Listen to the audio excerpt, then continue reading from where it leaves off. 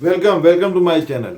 आज बच्चों हम लेंगे रिवैल्यूएशन अकाउंट की revaluation of assets and reassessment of liabilities. Generally कहते हैं रिवैल्यूएशन अकाउंट।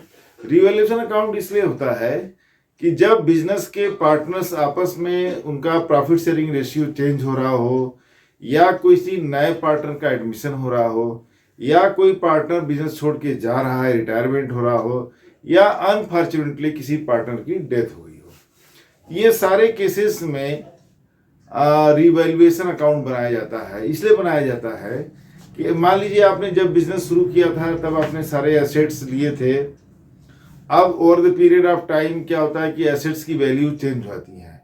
हिस्टोरिकल कॉन्सेप्ट आपने पढ़ा होगा कि उसमें क्या होता है कि ऑल द एसेट्स जितने भी हैं वो अपने ओरिजिनल प्राइस या जो उनका परचेज प्राइस हुआ होगा उसी पर वो रिकॉर्ड में रहते हैं। वो रिकॉर्ड्स अपडेट एवरी ईयर नहीं होते।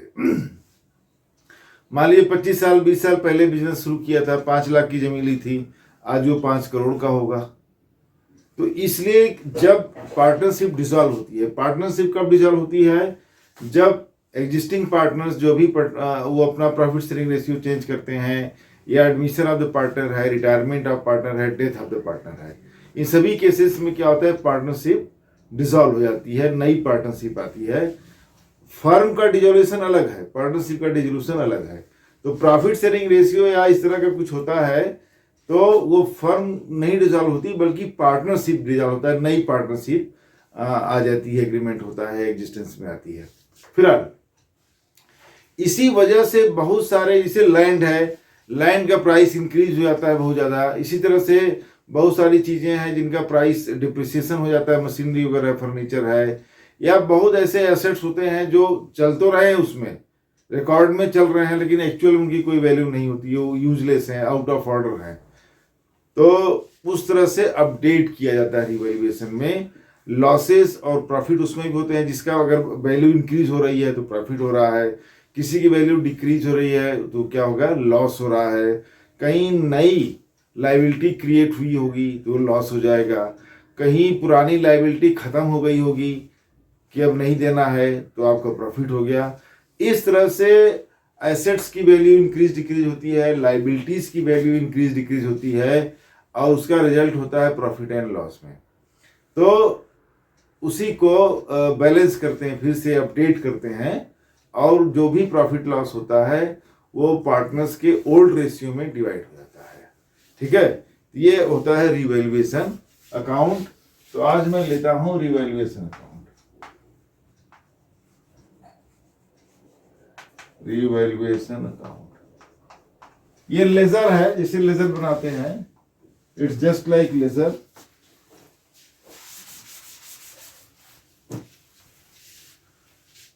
एक कॉलम मैंने इधर ले लिया,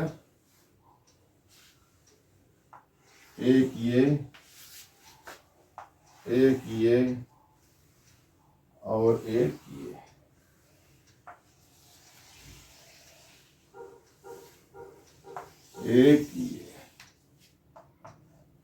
ये क्रेडिट, ये डेबिट, ये हो गया आपका पर्टिकुलर अमाउंट, पर्टिकुलर अमाउंट। इस तरह से है। मैंने एक क्वेश्चन लिया हुआ है, मेरे पास पुरानी बुक है ग्रेवाल की, तो इसमें मैं क्वेश्चन लगा दूंगा। Revaluation of asset and reassessment of liabilities का है ये। XYZ share profit in the ratio of 5:3:2. They decide to share future profit in the ratio of 4:3:3 with effect from 1st April 2019. On this date, the following revaluation have. देखो मेरा काम है, पहले मैं चाहता हूं कि आप लोग रिवैल्यूएशन देख लें, फिर बाकी और चीजें देखेंगे। देखो इन्वेस्टमेंट इसमें दिखा रहा है तो हम मान लेंगे, खाली इन्वेस्टमेंट लिखा है तो नॉन ट्रेड इन्वेस्टमेंट हो गया। फिलहाल वो एसेट है, इसमें दो तरह की वैल्यूज दी गई हैं, बुक वैल्यू जो रिकॉर्ड में है और रिवाइज्ड वैल्यू जो अब डिसाइड हुआ है। ठीक है, तो 22,000 की इन्वेस्टमेंट है, अब उसकी वैल्यू हो गई है 22,000 से बढ़कर के कितनी हो गई है, 25,000 हो गई, दिखा रहा है। तो जब 22,000 से 25,000 हो गया तो क्या हो गया, उसकी वैल्यू इंक्रीज हो गई। इन्वेस्टमेंट, पहले कितने का खरीदा था, 22,000 के मान लो शेयर लिए थे, अब उसकी मार्केट वैल्यू 25,000 है, तो 3,000 का फायदा हो गया। तो प्रॉफिट लिखेंगे, राइट। पूरा बच्चे ये ध्यान दीजिएगा कि पूरा अमाउंट नहीं लिखना है, आपको प्रॉफिट एंड लॉस लिखना है। होल अमाउंट वो तो बैलेंस शीट में जाएगा, new figures will go to the balance sheet. यहां पर जो डिफरेंस होगा, प्रॉफिट है तो प्रॉफिट, लॉस है तो loss, profit credit, loss debit, वही प्रिंसिपल है पीएनएल अकाउंट का। तो डिफरेंस लेंगे कि कितने का प्रॉफिट हो रहा है और कितने का लॉस हो रहा है। प्रॉफिट हो रहा है तो right hand side credit, loss हो रहा है तो लेफ्ट हैंड साइड डेबिट। उसके बाद देखिए इनके पास है प्लांट एंड मशीनरी, जिसकी ओल्ड वैल्यू या बुक वैल्यू थी 25,000, अभी न्यू वैल्यू उसका हो गया 20,000। तो 25,000 का मशीन था, अब वो कितने का हो गया, 20,000 का। तो कितना लॉस हुआ, 5,000 का लॉस हो रहा है। तो इधर आ जाएगा, देखिए प्लांट एंड मशीनरी, मशीनरी 5,000 का लॉस हो गया। तीसरे पे है आउटस्टैंडिंग एक्सपेंसेस। आउटस्टैंडिंग क्या होता है, लाइबिलिटीज होती है। तो लाइबिलिटी अगर इंक्रीज हो रही है तो लॉस होगा, लाइबिलिटी डिक्रीज हो रही है कम देना पड़ेगा तो गेन हो जाएगा। देखिए पहले इनकी लाइबिलिटी थी, आउटस्टैंडिंग एक्सपेंस था ड्यू बट नॉट पेड, समझ रहे हैं ना, 5,600, 5,600 था, वो अभी बढ़ के हो गया 6,000। तो लाइबिलिटी जहां पर आपको कभी 5,600 किसी को देना था, अब आपको 6,000 देना है, तो 400 रुपए का क्या हो गया, लॉस हो गया। Outstanding expenses,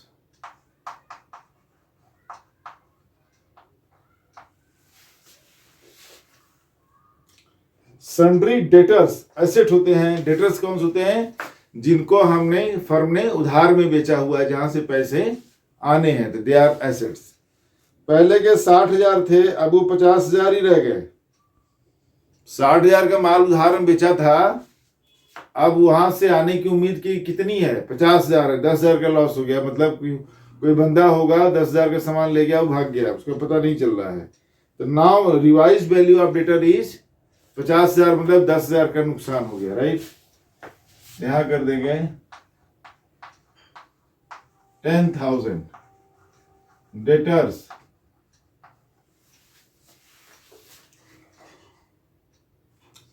trade creditors, creditors जो आपके हैं जहां से उधार खरीदा जाता है, पहले 70,000 के क्रेडिटर्स थे, हमें कहा 70,000 रुपया देना था अपने क्रेडिटर्स उधारी, अब 60,000 ही देना है। ये वही फायदा है, पहले 70,000 का माल लिया था हमने, देना था, अब उसने 10,000 का डिस्काउंट कर दिया है, तो 60,000 अब देना है। तो क्या हुआ, प्रॉफिट हुआ, लॉस हुआ, प्रॉफिट हुआ। तो इधर आ जाएगा, सॉरी 10,000।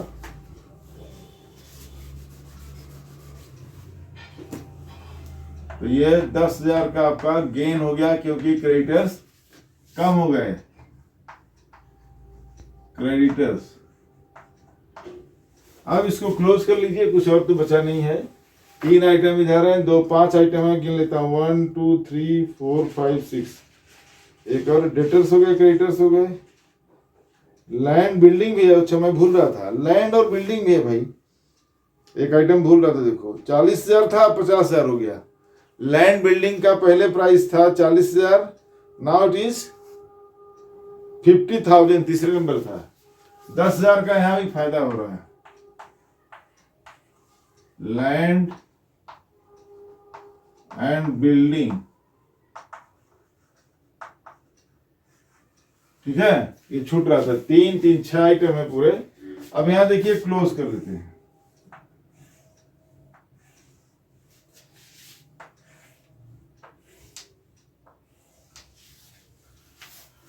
इधर तो छोटा लग रहा है, उधर बड़ा लग रहा है। 10 10 20 और 23,000।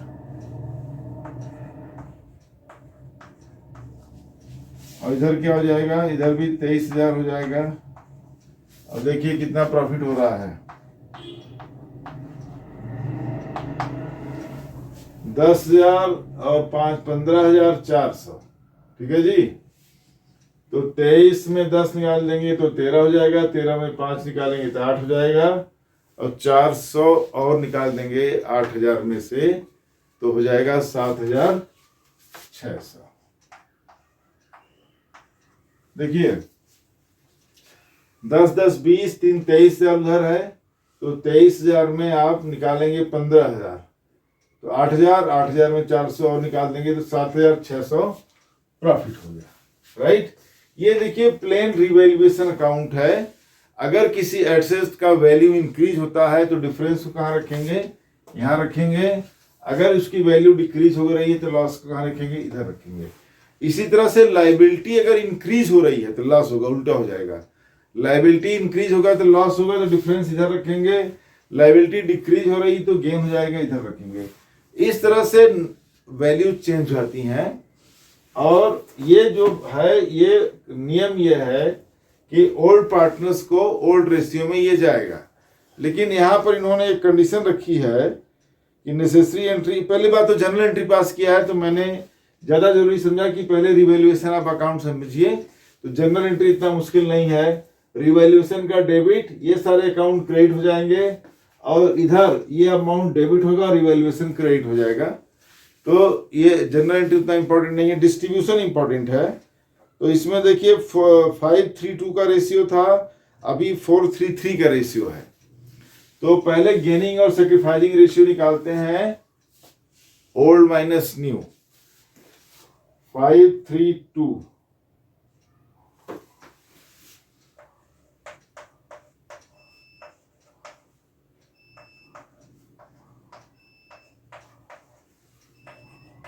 A B C। इन लोगों का न्यू रेशियो है 4:3:3, 4 3 7 3 10, 4/10, 3/10, 3/10। देखिए 5 - 10 10 नीचे तो कोई दिक्कत है। 5 - 4 1/10, 3 - 10 इनका 0 हो जाएगा, -1/10। ये क्या कर रहे हैं, ये गेन कर रहे हैं, ये क्या कर रहे हैं, सेक्रीफाइस कर रहे हैं, ठीक है। ये प्लस में आया, ये माइनस में आया है। इनका माइनस आया है, इनका मतलब बाद वाला बड़ा है, इनका कोई फर्क नहीं पड़ा। 3/10 3/10, ये 2/10 था, अभी उनका 3/10 हिस्सा हो गया तो इनका गेन हो रहा है। इनका 5/10 था, 4/10 होगा तो इनका क्या होगा, लॉस हो रहा है, ठीक है। तो 1/10, तो 7,600 जो है, ये चूंकि ये कह रहे हैं, इसमें एक कंडीशन दी गई है आपको, इसमें समझ लीजिए कि बुक वैल्यू चेंज नहीं होंगे। बुक वैल्यू इसमें लिखा हुआ है,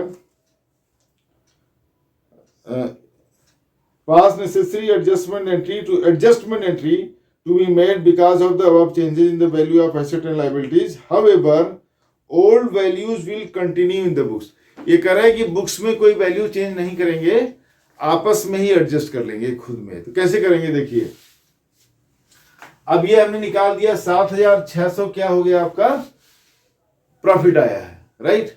अब देखो, अब इसमें क्या है, ये ओल्ड रेशियो है और ये न्यू रेशियो है, ठीक है। ओल्ड माइनस न्यू किया तो एक आ गया 1/10, एक -1/10। -1/10 आया तो गेनर है, क्यों, क्योंकि उसका बाद वाला बड़ा हो गया इसलिए माइनस आ गया। इनका बाद वाला छोटा हो गया, तो 1/10 का एक लॉस कर रहा है, एक गेन कर रहा है। देखिए, तो जो गेन करेगा उसका कैपिटल अकाउंट डेबिट होगा, जो लॉस करेगा उसका कैपिटल क्रेडिट होगा। बाकी बुक्स में कोई चेंज करने की जरूरत नहीं है, एक सिंगल जनरल एंट्री पास होगी और इनका काम हो जाएगा, ठीक है। तो मैं नीचे ही पास कर देता हूं।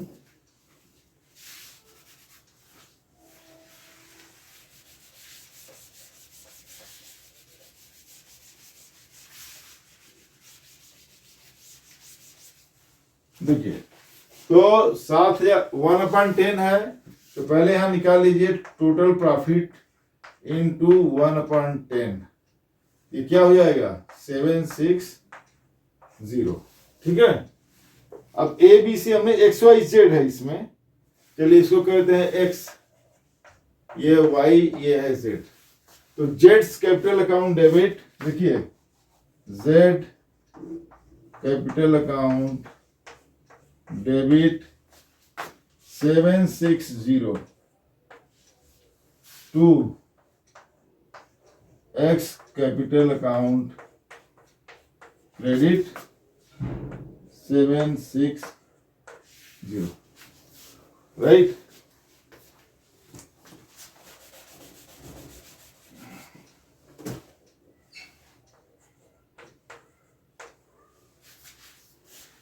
तो एक सिंगल जनरल एंट्री देखिए पास हो जाएगी। आ रहा है कि नहीं आ रहा है? उसमें थोड़ा तिरछा हो गया और ऊपर कर देते हैं, रुकिए।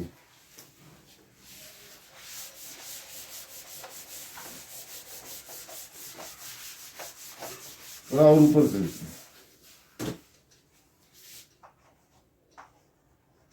Jades capital account debit to X capital account credit, ये एंट्री आपको पास करनी है। तो रिवैल्यूएशन बना करके अगर लिखा हो कि बुक वैल्यूज को चेंज नहीं करना है तो आप क्या करेंगे, गेनिंग और सेक्रीफाइसिंग निकालेंगे।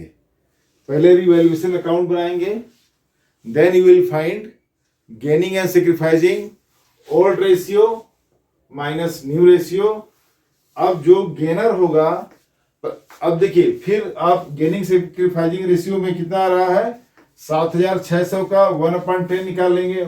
एक 1/10 से सेक्रीफाइस कर रहा है, एक 1/10 से गेन कर रहा है, तो 7600 का 1/10 कितना आ गया, 760। ठीक है, तो 760 से gainers capital account is debited और sacrificing partners capital account is credited. ये हो गया आपका सिंपल रिवैल्यूएशन अकाउंट है। इसमें खास बात यह है कि बुक वैल्यूज को चेंज नहीं करना है, when the book values are not to be changed. ये स्पेशल क्वेश्चन है, बड़ा इंपॉर्टेंट, कि बच्चे एक तो सिंपल होता है कि आपने निकाल दिया और ये प्रॉफिट डिस्ट्रीब्यूट कर दिया ओल्ड रेशियो में, लेकिन अगर बुक वैल्यू चेंज नहीं करना है बुक्स ऑफ अकाउंट्स में, तब क्या करेंगे, गेनिंग सेक्रीफाइसिंग निकाल करके gainers account capital account is debited and sacrificing partners capital account is credited. मिलते हैं नेक्स्ट वीडियो में। मैं सोच रहा हूँ रिवैल्यूएशन के 2-3 और क्वेश्चन बना दूं ताकि और क्लैरिटी रहे। मिलते हैं नेक्स्ट वीडियो में। नमस्कार, धन्यवाद।